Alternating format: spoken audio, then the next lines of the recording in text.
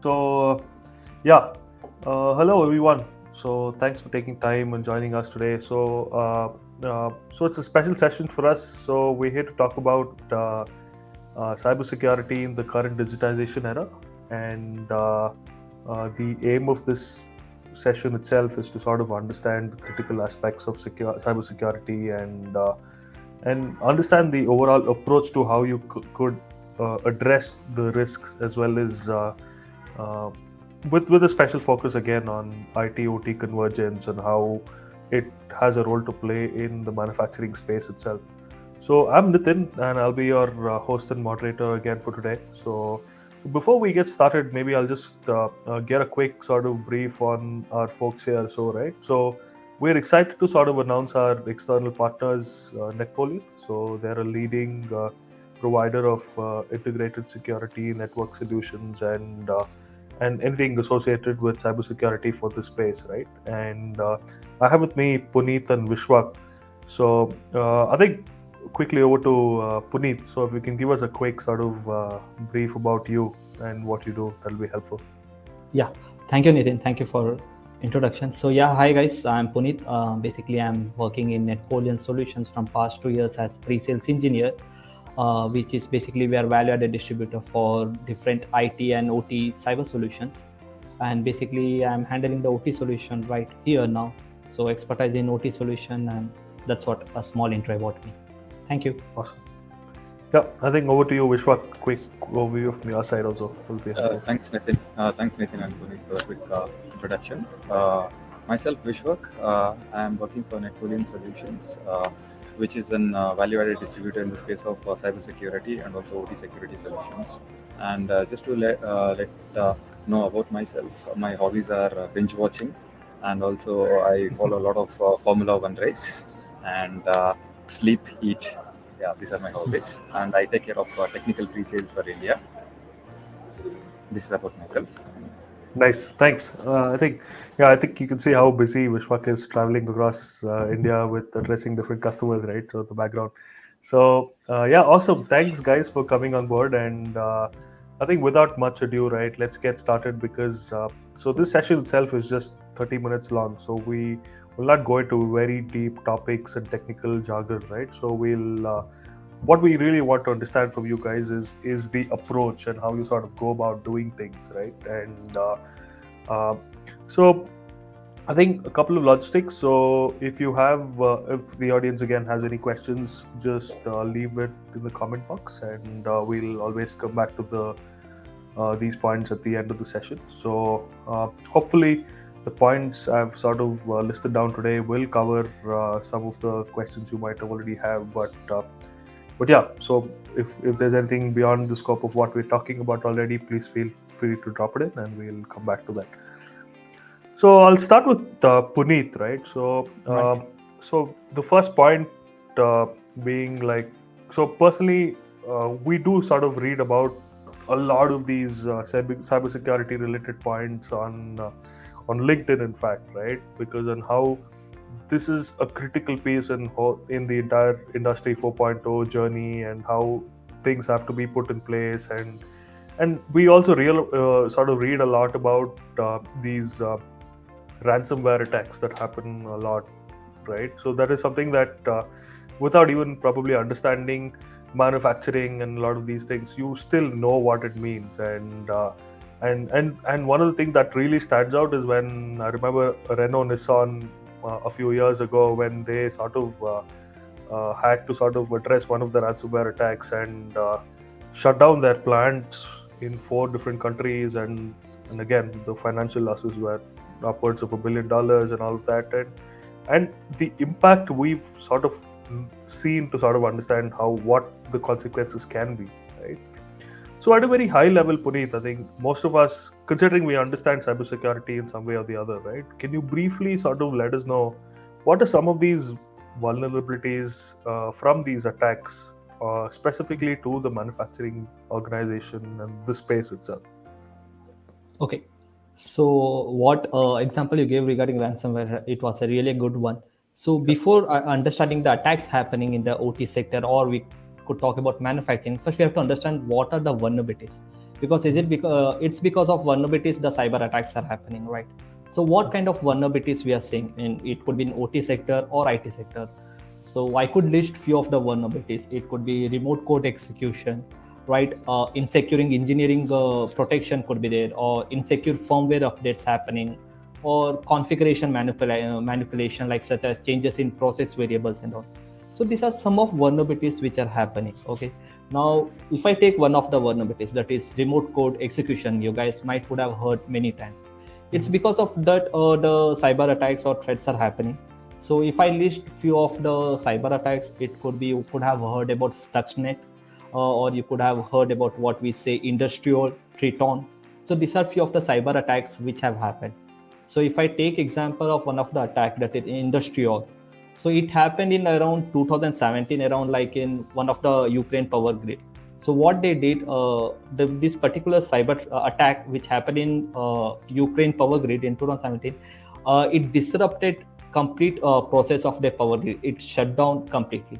So here you could see that vulnerabilities, due to the vulnerabilities, the threat which they are getting access of the network by the remote code execution, these attacks are happening. So there are, because if we have to take care of the threats, we have to take care of the vulnerabilities first.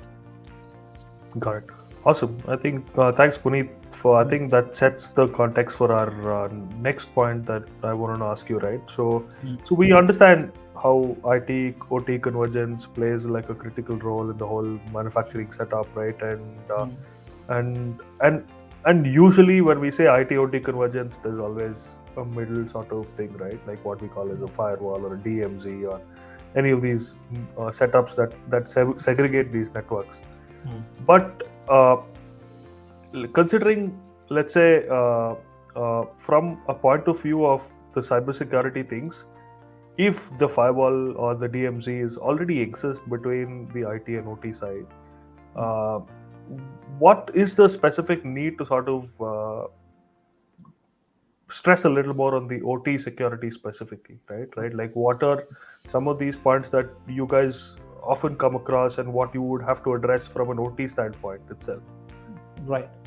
So it's a good thing actually. Even I heard this question from many of our customers that we do have a firewall. Why we need to go with an OT security, right? So what does, first we have to understand like what basically firewall does. So if any unauthorized access is happening, any unauthorized node is being executed or something, it is going to stop it there. But what does the firewall understand the OT protocols? Does it understand the OT network? That we have to understand first thing. Yes, nowadays before the OT devices, they were air gap. They were not connected to internet. But now, as OT and IT are converging together, OT are getting connected to the IT network as well. So the OT devices are commonly used nowadays to the internet. So that's even the telco manufacturer to manage and monitor. It's getting difficult for them to manufacture. So some of them say you can have a firewall which helps us to monitor all those things. But here the usually very specific is that very often some connection happening between the IT and OT network, two different network. We need to understand the firewall is basically made for IT network. So to understand an OT network, their protocols, how they are communicating, whether it's like, for example, if I take different vendors have different their own protocols. So does firewall understand it? So to have an OT solution, why we need to go with OT solution is that which understand the OT network, which could understand, bifurcate the network, what is happening between IT and OT, and they could differentiate and show it and secure it. So on this basis, if you are going with a firewall, basically what it does, problem can also rise in increasing the IT networks into control networks. So monitoring is very important. We could stop this thing if we are monitoring in a right way. So that's what I like to tell, that OT solution is different what we take firewall. Understood. Okay, I think you stressed on that point again in the previous thing as well, right? Like how Right. The whole OT side of things itself is crucial, and how they could sort of touch it to specific nodes, and those vulnerabilities can arise and all of that. So now, so anyway, I think from a security model perspective itself, right? Like I think at a high level, people again in this space do understand the sort of need for a security model itself, right? Like and the Purdue module, what we also know is has been sort of the base reference to sort of go about things. So, for the benefit of our audience, I think if you can sort of give us a brief on the Purdy module, security module itself, and and probably the relevance of this in this space, and why is it still sort of used as a baseline reference for a lot of the things that you guys plan. Okay. So I would like to go with one of the slide which I have actually to share it to you, so that by taking the reference of that slide, I could go Yeah, ahead. So I hope it's visible to you guys over the screen, right? yeah, yeah, yeah. Yeah. So first, let us understand what is Purdy model. So the way IT network communicates on basis of OSI layer, right? The OT industries communicate on basis of an Purdy model. So what is this Purdy model? How it came into existence? So Purdy is an educational institution. They have released this framework that how the communication happen basically in any OT sector. So here you could see it's all on basis of levels. They have totally 5 levels. In level 0, basically we have this field devices, machineries, what and all is connected. It could be motor, pump, actuators, sensors. In level 1, basically we have PLCs, RTUs. In level 2, we have this one, what we say HMIs, SCADA devices. And in level 3, we have basically this firewall, DMZ network and all. And at last, level 4, we have this IT network. Now, taking the reference to the last question, what we had, that why if firewall is there, why we need an OT solution. So now here you could see firewall exists in between level 3 and level 4 or at a level 3, right? So it is going to secure the network at level 4 and level 3. But what about things happening below level 3 at a level 2, level 1 on level 0? Does it detect threats over there? Does it understand any changes made over there in this level? I don't think so. So to reference to last question, so here you could see we need to have solution which understand all this level, which could secure this complete level, which could give you the visibility of all this level, what is happening in the plan. I could know about one. We are talking about vulnerabilities, threats, and all, right. But what we need to have a proper visibility over here, because I know when is vulnerability happening or what is a threat when I know what is happening in my network. So that's how the Purdy model helps us to have the reference how the devices are interconnected with each other, and at which level of this Purdy model I need to have my solution. Got it. Yeah, I think that sets the context again for the next point, right? Like, so you briefly touched on the whole deployment architecture and how the devices are placed in L0, L1, and sort of move on, right? So I think before getting into the specific the points on OT specific security things, right? So I think Vishwak, this one's for you, right? Uh, when we sort of deploy these devices itself, there are different ways to sort of go about that whole process. So, what are some of the best sort of ways or practices that you could sort of use to deploy new OT devices in the manufacturing floor itself? Correct.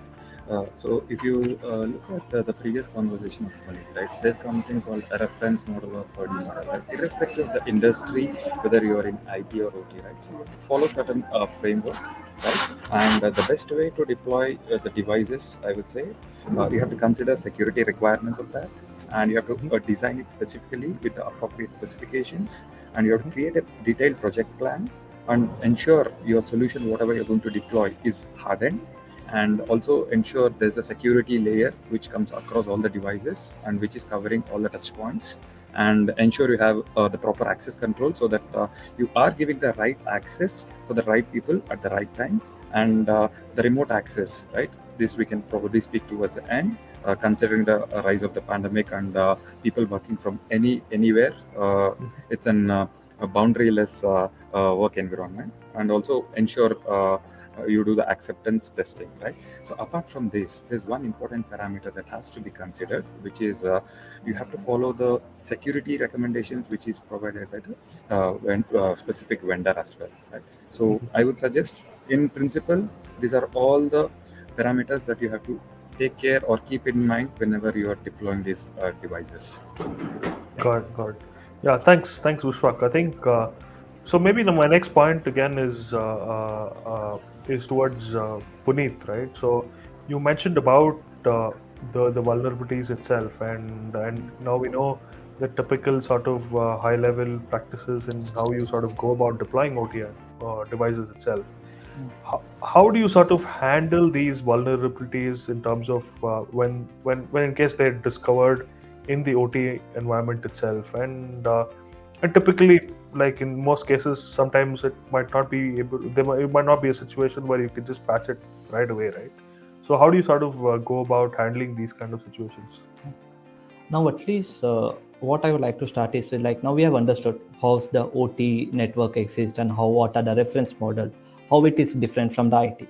So now let us understand how the patching of vulnerability is done in OT compared to IT, right? Mm-hmm. So it's a common situation in all the OT sector that vulnerabilities are not patched at earliest. Why?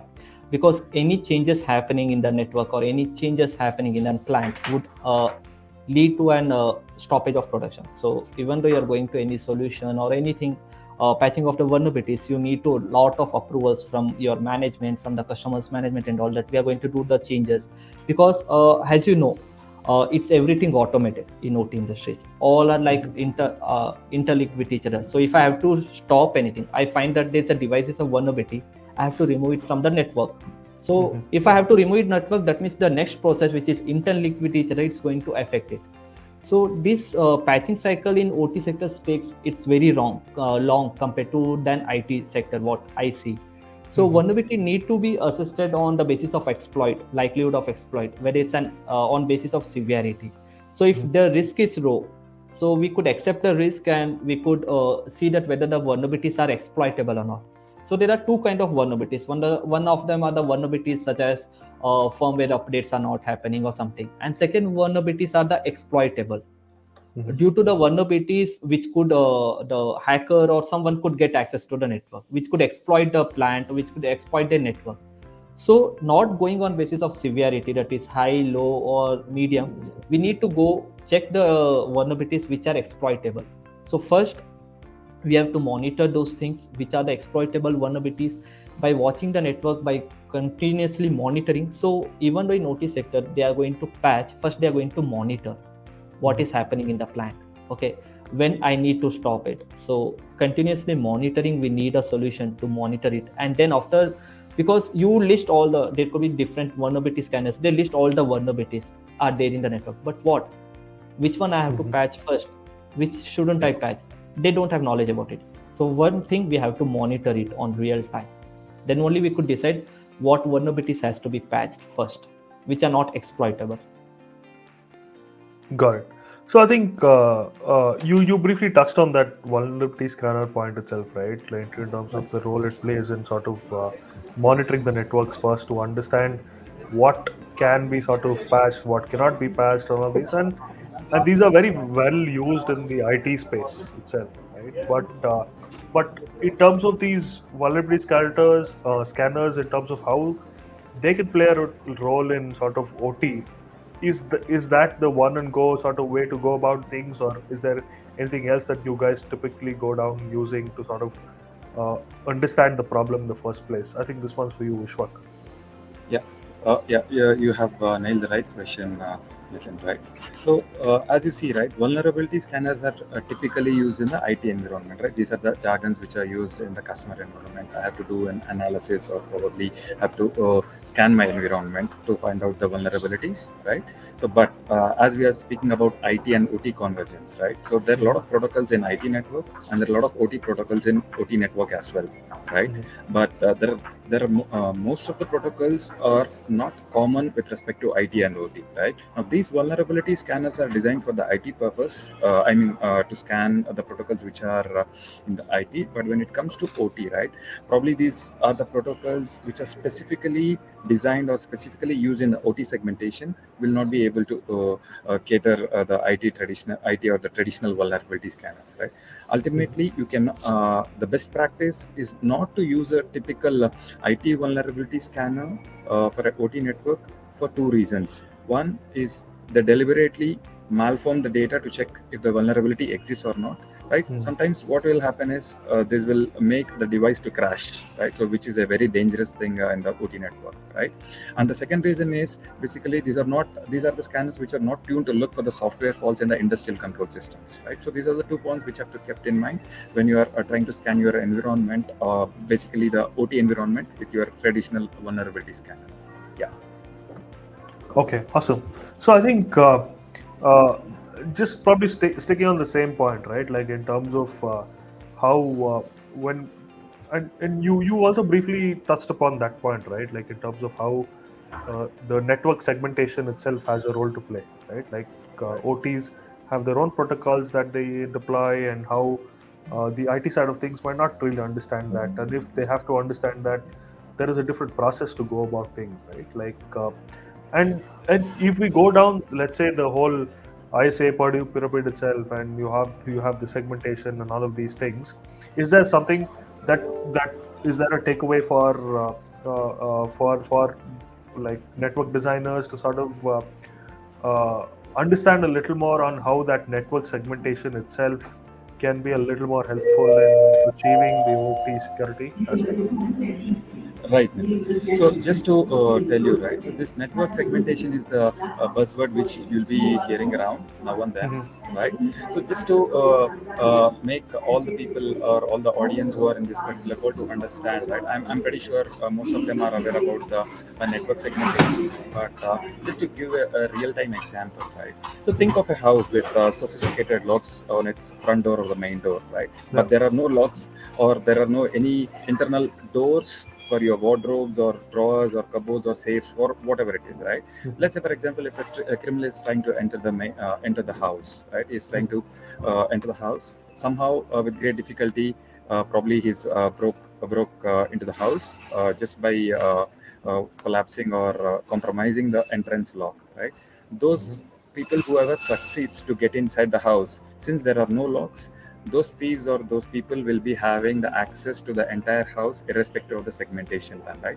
When you correlate this particular example with your IT or OT networks, right? So it's Hmm. very important to have that kind of segmentation segregated with segregated across the layers, so that even if your main door is compromised, right, so-called perimeter firewalls or edge firewalls, you still have secure, or you are still securing your layers with that kind of segmentation, right?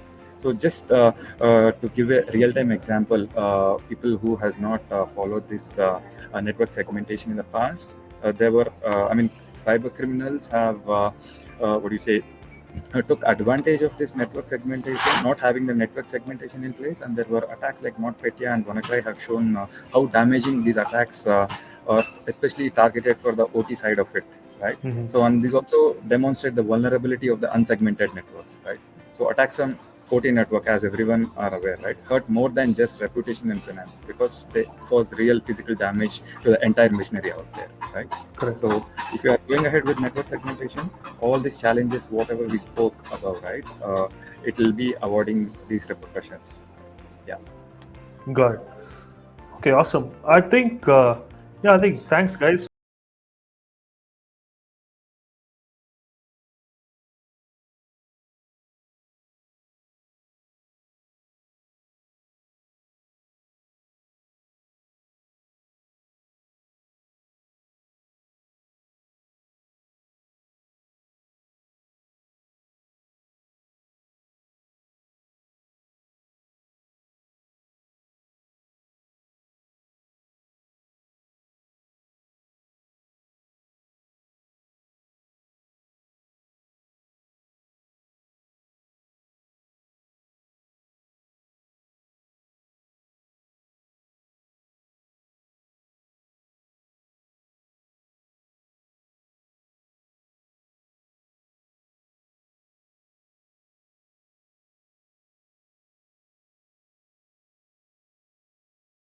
Anything, any OT specific protocol scanners that have been deployed and used widely in the industry, or is Yeah. it like it like again just to understand?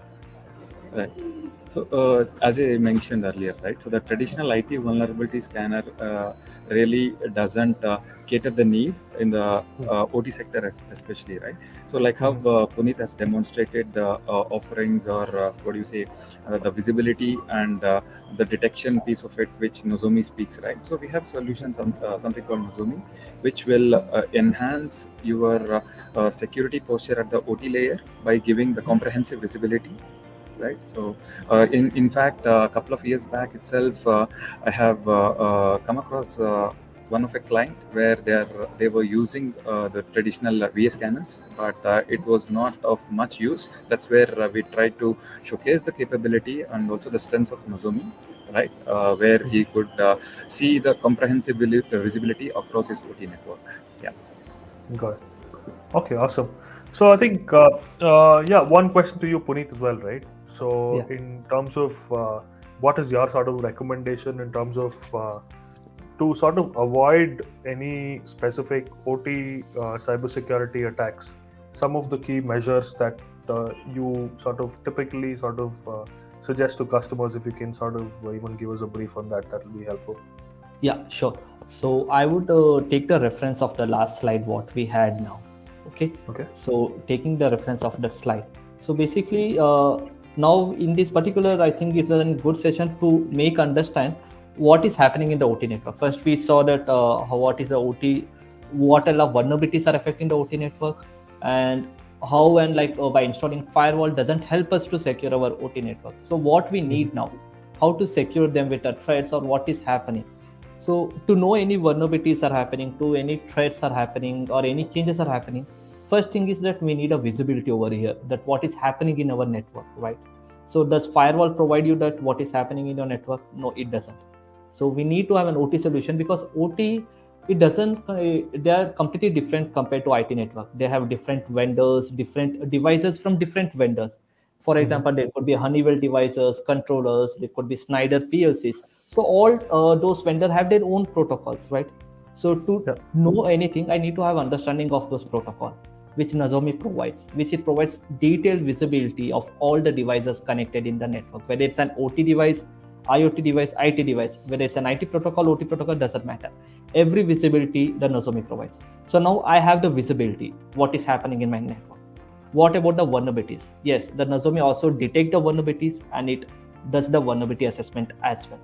With this, Nozomi does also detect the threats happening in the plant. It could be any ransomware attack, threat dragonfly attack, any Trojan attack happening. It could be any signature level threat. Yes, it does detect. Now we have spoken about the vulnerability, threats, visibility. There is one more critical aspect in OT sector happening is the anomaly. For example, like any change happening, for example, as I took example that every process is interlinked with each other, right? As you know, for example, if I take an how is car manufactured, all the parts are assembled, they are getting screwed with the automated robotic arms, at last it is painted and it goes.